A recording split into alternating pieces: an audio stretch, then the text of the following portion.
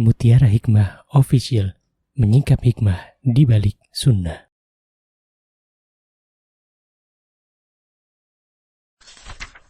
Salurkan donasi terbaik Anda untuk mendukung dakwah Mutiara Hikmah Official.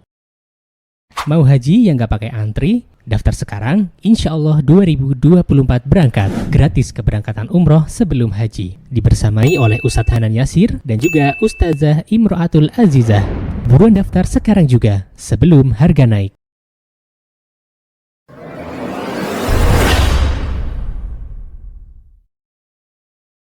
Hadirin yang berbahagia, alhamdulillah saya bersyukur kepada Allah Azza wa Jal dalam kesempatan sore hari ini mendapatkan hadiah rizki untuk bisa berjumpa dengan orang-orang salih dan salihah, Masya Allah.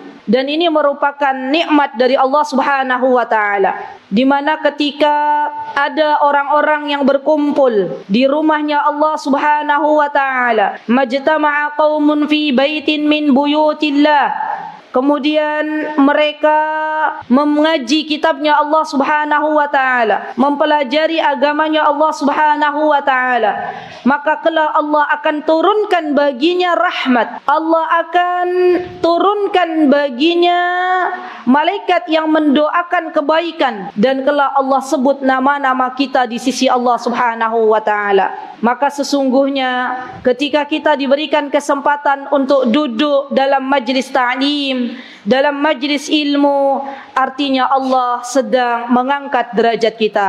Semoga kelak Allah Subhanahu wa Ta'ala mengangkat derajat kita di syurga Firdaus tertinggi. Amin, Allahumma amin. Jamaah hadirin rahimani wa rahimakumullah, hari ini insya Allah kita akan belajar bersama-sama tentang sebuah tema, yakni jejak-jejak kebaikan. Kita tahu bersama bahwa kehidupan yang Allah berikan kepada kita di dunia ini hanyalah sementara. Kita semuanya sedang berjalan menuju tempat kita kelak akan tinggal, yaitu negeri akhirat. Dan kita tidak akan pernah tahu kapan waktu kita kembali kepada Allah Subhanahu wa Ta'ala.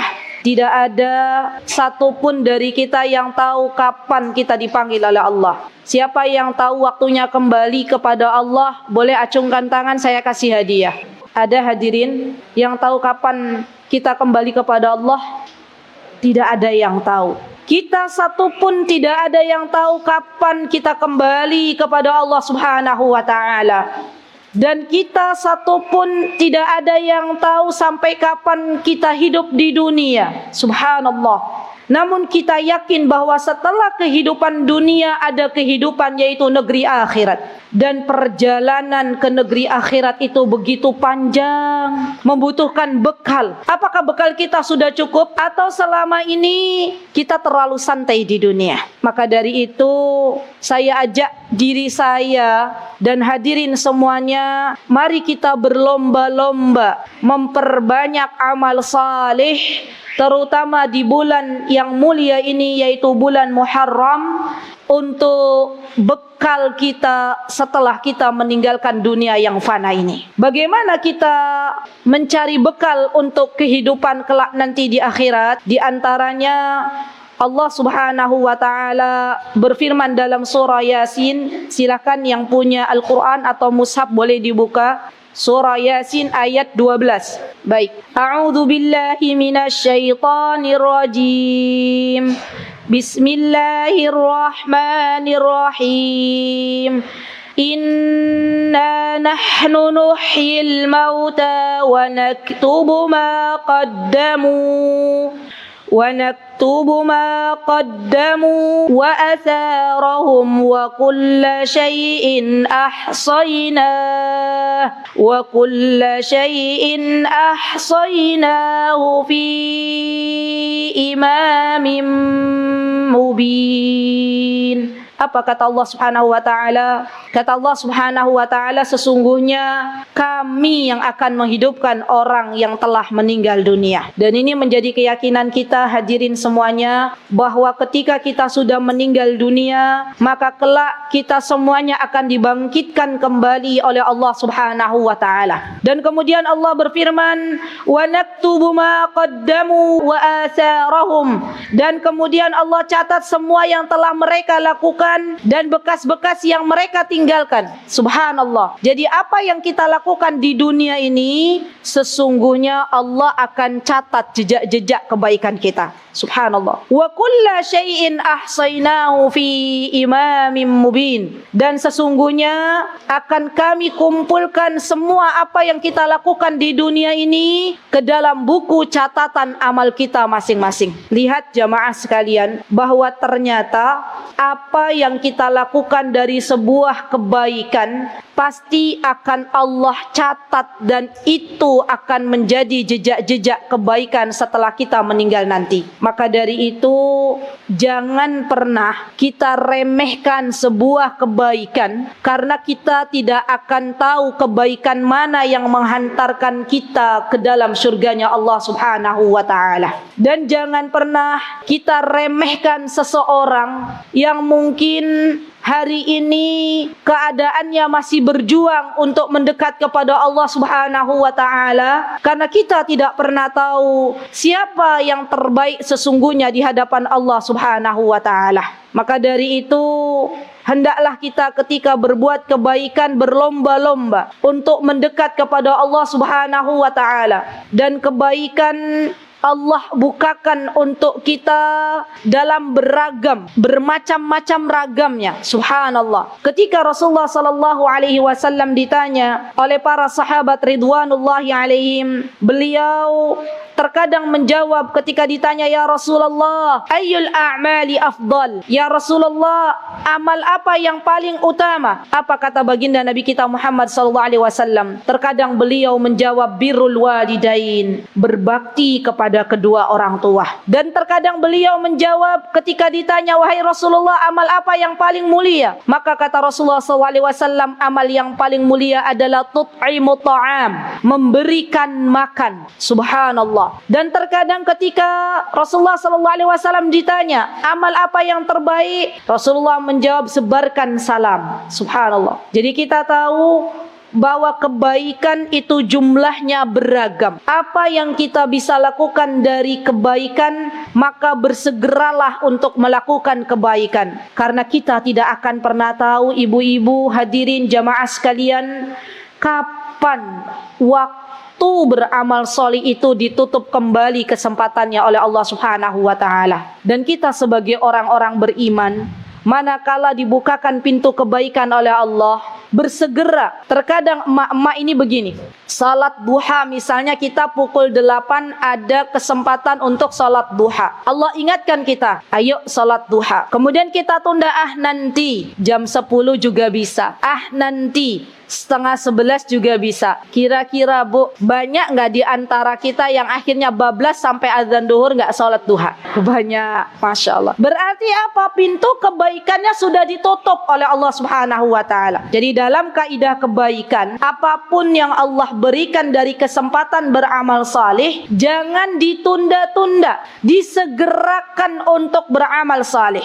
Bisa jadi ketika kita melakukan amal saleh tersebut, ternyata Allah wafatkan kita dalam keadaan melakukan amal saleh, dan kita wafat dalam keadaan husnul khatimah. Subhanallah. Baik. Kemudian ada beberapa keadaan di mana ketika kita berbuat kebajikan, ketika kita beramal saleh, kemudian amal saleh kita tidak bisa kita lakukan lagi. Kapan kita tidak bisa melakukannya lagi? Ketika kita sudah berada di alam kubur. Namun Rasulullah sallallahu alaihi wasallam memberikan kabar gembira untuk kita semuanya. Ada beberapa amal saleh yang kita lakukan di dunia dan pahalanya akan terus mengalir walaupun kita sudah terbujur kaku di kubur. Ketahuilah wahai saudariku, sesungguhnya setiap yang menanam pasti ia akan memanen. Maka dari itu,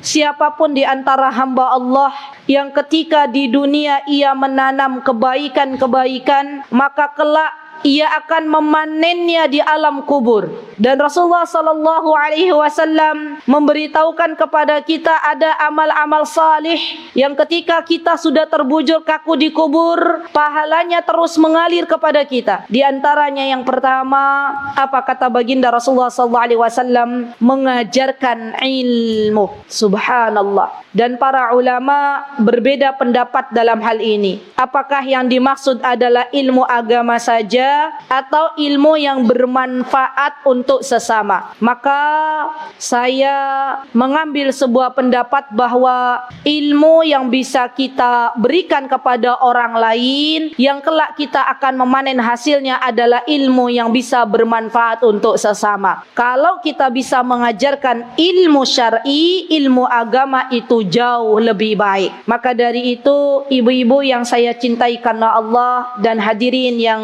saya hormati, ketahuilah bahwa yang namanya mengajarkan kebaikan itu adalah amal salih yang tidak putus pahalanya ketika kita nanti sudah berada di kubur. Dan yang namanya ilmu itu adalah rizki dari Allah Subhanahu wa ta'ala. Dan yang namanya mengajarkan ilmu tidak harus di depan atau ia menjadi seorang ustadz atau ustazah. Ketika Allah Subhanahu wa ta'ala memberikan kepada kita kesempatan untuk belajar tahsin Al-Quran misalnya, maka kita bisa membuka halaqah-halaqah Al-Quran bagi ibu-ibu yang mau belajar Al-Quran alif, ba, ta, kita berikan. Subhanallah. Ketika kita mengamalkan itu untuk orang lain dan orang tersebut memakainya sampai ia bisa membaca Al-Quran, maka ketika kita sudah berada di kubur, sepanjang murid kita membaca Al-Quran, pahalanya akan terus mengalir kepada kita.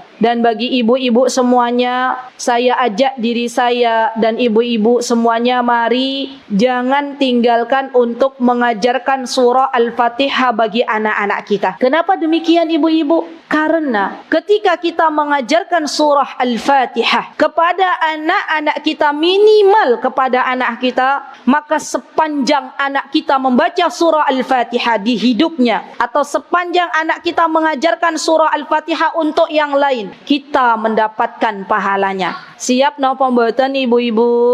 Bismillah. Okay? Insya Allah yang hadir di sini, saya berbaik sangka surah Al-Fatihahnya sudah bagus-bagus. Masya Allah. Kalaulah anak kita mau belajar Al-Quran, mau belajar alif, ba, ta, sa, maka harusnya kita sebagai seorang ibu yang mengajarkannya terlebih dahulu. Kenapa? Karena pahalanya nanti kalau anak kita baca Al-Quran di sepanjang hidupnya, kita dapat pahalanya walaupun badan kita sudah terbujur kaku di kubur. Subhanallah. Inilah orang-orang yang berbahagia, yang ketika di dunia dibukakan oleh Allah Subhanahu wa ta'ala pintu kebaikan untuk mengajar. Dan jangan pernah kita bersedih manakala Allah Azza wa Jalla belum berikan kepada kita ilmu yang banyak. Bisa jadi ilmu yang sedikit namun kita amalkan itu lebih barakah daripada ilmu yang banyak tapi kita tidak pernah mengamalkan. Dan ilmu yang terbaik di sisi Allah adalah ilmu yang bermanfaat. Semoga Allah Subhanahu wa ta'ala mengaruniakan untuk kita semuanya ilmu yang bermanfaat. Semoga Allah Subhanahu wa ta'ala memampukan kita untuk mengamalkan dari ilmu yang kita dengar. Amin. Allahumma amin.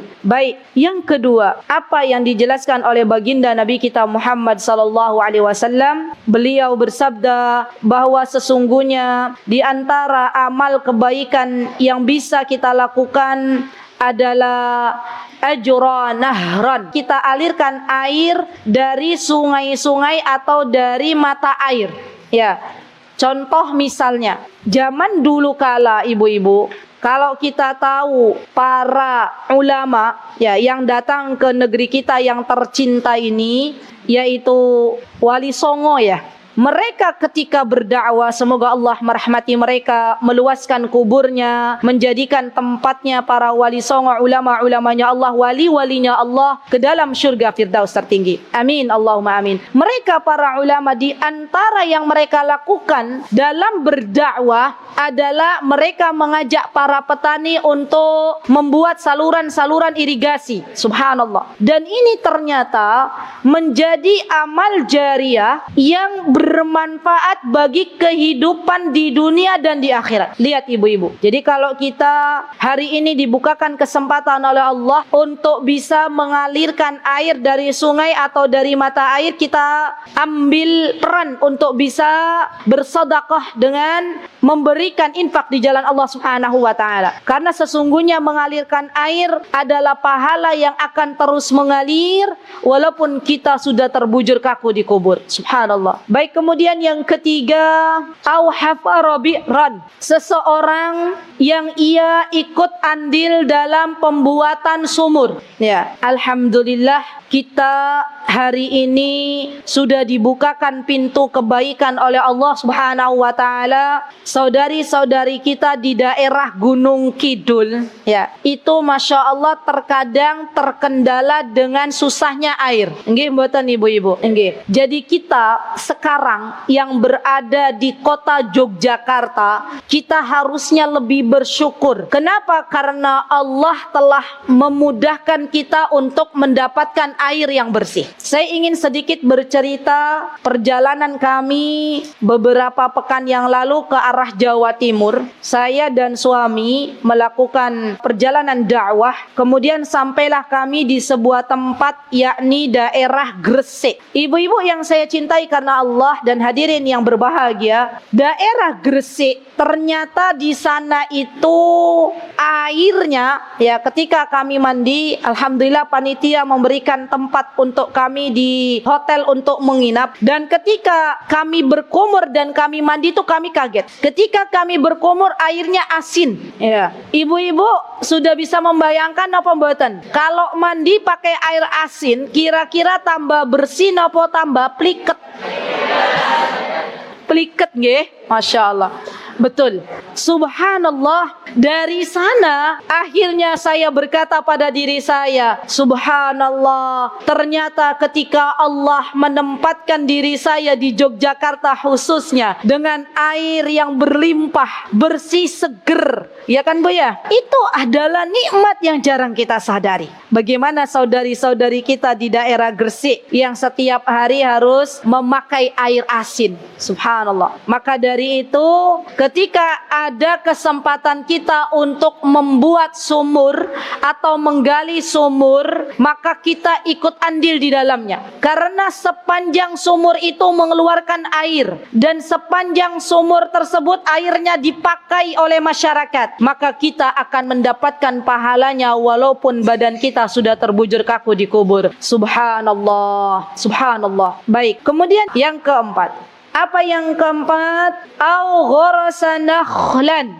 menanam pohon. Rasulullah mengatakan pohon kurma. Tapi para ulama ketika menjelaskan hadis ini, kata para ulama, boleh juga menanam pohon. Yang penting di antara amal soleh yang dilakukan adalah menanam pohon. Dan kita tahu bahwa menanam pohon itu banyak sekali manfaatnya. Maka dari itu saya salut, ya, Masya Allah, kepada orang-orang yang gemar menanam pohon. Karena dikala pohon itu tumbuh dan rindang, kemudian ada orang-orang yang berteduh di bawah pohon tersebut, maka yang menanam pohon ia akan mendapatkan pahalanya. Subhanallah.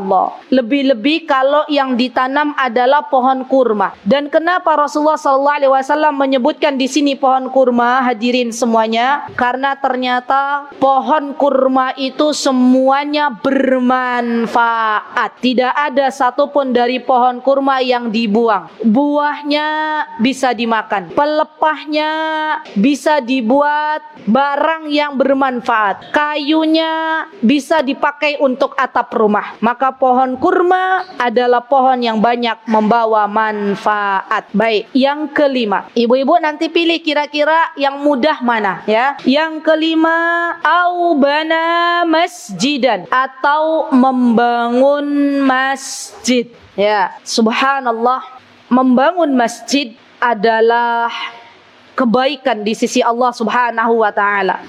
Kita ibu-ibu hadirin yang saya cintai, hendaklah memiliki keinginan untuk bisa membangun masjid. Caranya seperti apa, Allah yang mengatur.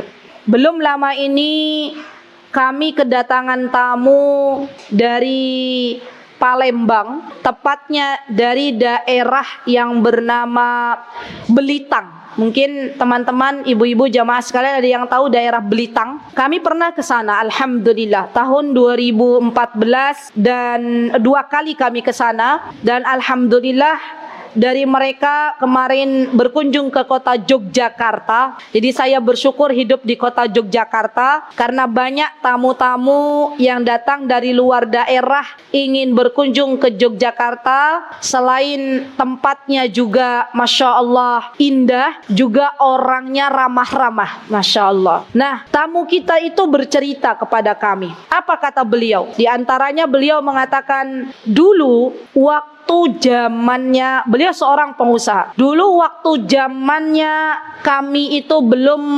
memiliki banyak usaha. Kata beliau, saya berkata kepada anak-anak, "Nak, besok insya Allah Bapak mau bangun masjid di tanah ini. Mohon didoakan." Allahu Akbar. Hadirin, ternyata Allah gerakkan di antara anak-anak beliau membuat sebuah bangunan, ya bangunan kecil, replika masjid, subhanallah. Dan disodorkan kepada ayahnya, ya, ini nanti masjidnya bentuknya seperti ini. Subhanallah. Kata beliau, kemudian saya berhaji dan saya berdoa di sana agar bisa dimudahkan untuk membangun masjid. Sepulangnya dari sana, ibu-ibu, usahanya Masya Allah laris barakah, ya, punya beberapa cabang. Dan subhanallah, saya merinding kalau cerita ini. Dan subhanallah, ternyata tanah yang awalnya pada masa silam ditunjuk oleh beliau untuk dibangun masjid, Allah mudahkan beliau untuk membeli tanah tersebut, dan saat ini berdiri masjid yang terbesar di daerah Belitang. Subhanallah. Dan beliau yang membangun atas izin Allah Subhanahu wa taala. Jadi kita sebagai orang tua terutama harus memiliki cita-cita untuk bisa membangun masjid, dan jangan pernah kecilkan apa yang ada pada diri kita. Allah zat yang maha kaya. Kita punya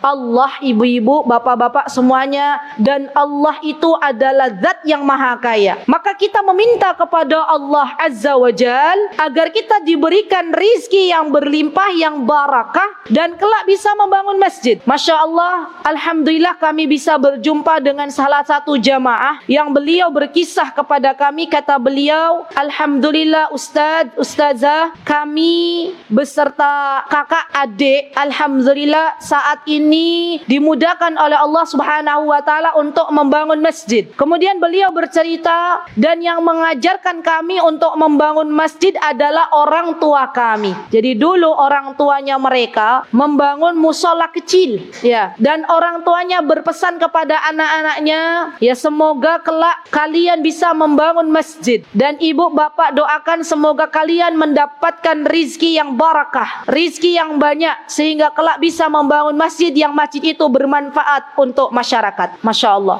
Dan itulah cita-cita yang mulia bagi seorang yang beriman. Maka dari itu, yuk mulai kita punya cita-cita yang tinggi. Dan kenapa kita harus membangun masjid? Karena kata Rasulullah SAW, barang siapa yang dia membangun masjid di buminya Allah Subhanahu wa taala, maka kelak Allah akan bangunkan bangunan yang semisal di surganya Allah Subhanahu wa taala. Semoga Allah Subhanahu wa taala menjadikan kita semuanya orang-orang yang dimampukan oleh Allah untuk bisa membangun masjid di buminya Allah Subhanahu wa taala. Amin. Allahumma amin. Baik, kemudian yang keenam, di antara yang Rasulullah sallallahu alaihi wasallam ajarkan kepada kita Yang keenam, setelah kita membangun masjid adalah menghadiahkan mushaf Al-Quran. Subhanallah. Kita tahu bahwa membaca Al-Quran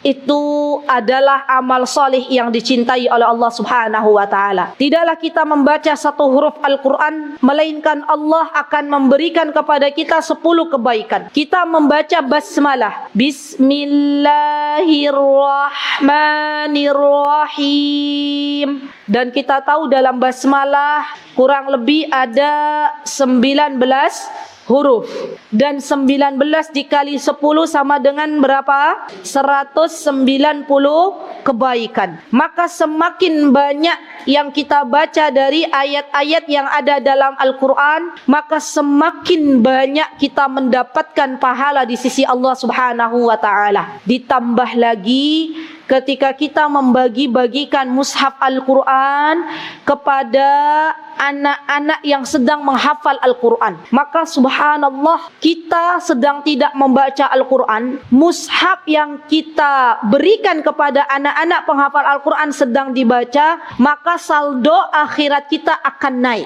Subhanallah, tabungan kita di akhirat akan naik. Dari mana kita dapatkan pahala? Dari Al-Quran yang dibaca oleh anak-anak penghafal Al-Quran yang kita bagi mushafnya. Subhanallah. Maka dari itu, ini adalah amalan yang cerdas. Ketika kita punya uang misalnya 50.000, teman-teman, ibu-ibu hadirin semuanya, kemudian kita belikan mushaf dan kita wakafkan untuk para penghafal Al-Quran, maka setiap kali mushaf itu dibaca oleh para penghafal Al-Quran, kita akan mendapatkan kebaikan di dalamnya. Allahu Akbar. Ya, subhanallah. Dan kita tahu berapa banyak para penghafal Al-Quran yang mereka baca ayat-ayat dari Al-Quran setiap hari, setiap jamnya, untuk menambah hafalan mereka dan memurojaah apa yang telah mereka baca. Masya Allah. Baik, maka dari itu, di antara harta yang Allah berikan kepada kita, jangan lupa kita sisihkan untuk membeli mushaf Al-Quran dan kita bagi-bagikan kepada para penghafal Al-Quran. Baik, kemudian yang selanjutnya adalah anak saleh yang mendoakan kedua orang tuanya. Saya izin untuk menyampaikan sebuah kisah dari suami istri yang sudah menikah bertahun-tahun, kurang lebih 17 tahun, dan istrinya berkata kepada saya bahwa yang saya pinta selama ini adalah anak dari Allah Subhanahu wa ta'ala. Jadi kita yang sudah diberikan anak, hendaklah bersyukur kepada Allah Subhanahu wa ta'ala. Karena ada banyak saudari-saudari kita yang saat ini merindukan bagaimana rasanya punya anak, bagaimana rasanya membersamai buah hati yang tercinta. Dan kita tahu yang namanya anak-anak itu adalah rizki dari Allah Subhanahu wa ta'ala. Maka barang siapa yang hari ini dititipi anak oleh Allah Subhanahu wa ta'ala, didiklah anak-anak kita sesuai dengan apa yang Allah dan Rasulnya inginkan. Karena kita sebagai orang tua kelak akan berjumpa dengan Allah Subhanahu wa ta'ala, dan kita akan ditanya oleh Allah Subhanahu wa ta'ala, bagaimana kalian bertanggung jawab dengan amanah anak yang aku berikan, kata Allah Subhanahu wa ta'ala. Dan banyak di antara orang tua yang hari ini telah banyak melalaikan pendidikan anak-anaknya dengan memberikan HP untuk membersamai anak-anaknya. Dan saya miris, ibu-ibu hadirin yang saya cintai, ketika ternyata hari ini sudah mulai banyak anak-anak yang menjadi korban, ya, dari tontonan-tontonan yang tidak layak untuk mereka lihat. Dan saya mendengar bahwa semakin banyak mata anak-anak yang rusak karena lamanya melihat layar HP. Apakah kita siap kelak ketika ditanya oleh Allah Subhanahu wa ta'ala, apa yang kau berikan untuk anak-anakmu dulu di dunia? Apakah engkau berikan pendidikan agama? Kemudian kita jawab, wahai Rabbku, kami sibuk dan kami berikan HP untuk anak-anak kami. Subhanallah. Maka saya ajak diri saya dan hadirin semuanya, ketahuilah bahwa di antara hadiah terbaik dari orang tua kepada anak-anak adalah pendidikan yang baik. Pendidikan yang baik, teladan yang baik. Barang siapa dari orang tua yang senantiasa mengajarkan kebaikan di rumahnya, barang siapa dari kedua orang tua yang senantiasa menjadi teladan yang baik bagi anak-anaknya, sehingga anak-anaknya Allah salihkan dan mereka mendoakan kita dengan sebuah doa, Rabbighfirli wali walidayya warhamhuma kama rabbayani shaghira, maka ini adalah orang tua yang berbahagia. Besok Bu, Pak, ketika kita sudah meninggal dunia, yang kita butuhkan untuk menerangi kubur kita adalah doa dari anak-anak yang saleh, doa dari anak-anak yang salihah. Dan untuk mendapatkan anak-anak yang salih dan salihah, maka dimulai dari kedua orang tua yang salih dan salihah. Orang tua yang salih dan salihah yang mentaati Allah Subhanahu wa ta'ala, kelak Allah akan berikan bonus, Allah jadikan anak-anak keturunannya salih dan salihah. Dan ini adalah jejak-jejak kebaikan yang bisa dipanen oleh orang tua yang mengajarkan kebaikan untuk anak-anak. Terkadang ketika anak-anak kita masih kecil, kita merasa adanya kerepotan di dalamnya. Padahal sejatinya anak-anak kita tidak akan selalu bersama kita. Ada kalanya anak-anak kita sudah besar dan ada masanya anak-anak kita sudah tidak lagi bersama kita. Maka dari itu, ketika Allah Subhanahu wa ta'ala memberikan kepada kita anak-anak yang masih bisa kita temani, mari kita temani anak-anak kita. Dan ketika kita harus mengeluarkan biaya pendidikan untuk anak-anak kita, maka sesungguhnya harta yang kita berikan kepada mereka itu adalah harta yang terbaik. Kenapa demikian ibu-ibu? Karena apa yang kita keluarkan untuk pendidikan anak-anak kita, sejatinya akan Allah balas dengan diangkatnya derajat kita di akhirat. Bahkan anak-anak yang salih dan salihah, besok ketika kita sudah meninggal dunia, mereka berdoa, mereka mengangkat tangan dan berkata kepada Allah, Rabbighfirli, wahai Rabbku, ampunilah diriku, Rabbighfirli wali walidayya, dan juga kedua orang tuaku. Disebutkan di dalam sebuah hadis bahwa ketika ada seseorang yang dia akan disiksa di alam kubur, kemudian datang doa dari anaknya, maka malaikat yang akan menyiksa berhenti. Dan kemudian dikabarkan kepada orang tua ini bahwa anakmu telah memberikan doa untukmu. Subhanallah. Dan kelak akan ada orang tua ibu-ibu, ini bayangkan, mudah-mudahan ini termasuk diri kita, yang nanti di akhirat akan terkejut-kejut. Ia akan merasa takjub dengan banyaknya pahala yang Allah sediakan. Maka orang tua ini bertanya kepada Allah, wahai Rabbku, dari mana pahala sebanyak ini? Dulu waktu di dunia saya bukan ahli sedekah. Dulu waktu di dunia saya bukan ahli puasa. Dulu waktu di dunia saya bukan ahli tahajud. Dari mana kebaikan atau pahala sebanyak ini? Kata Allah Subhanahu wa ta'ala, dari anakmu yang memintakan ampunan untukmu. Subhanallah. Maka bayangkan ibu-ibu, bapak-bapak yang meninggalkan anak-anak yang saleh dan salihah di dunia. Bayangkan kelak anak-anak kita lah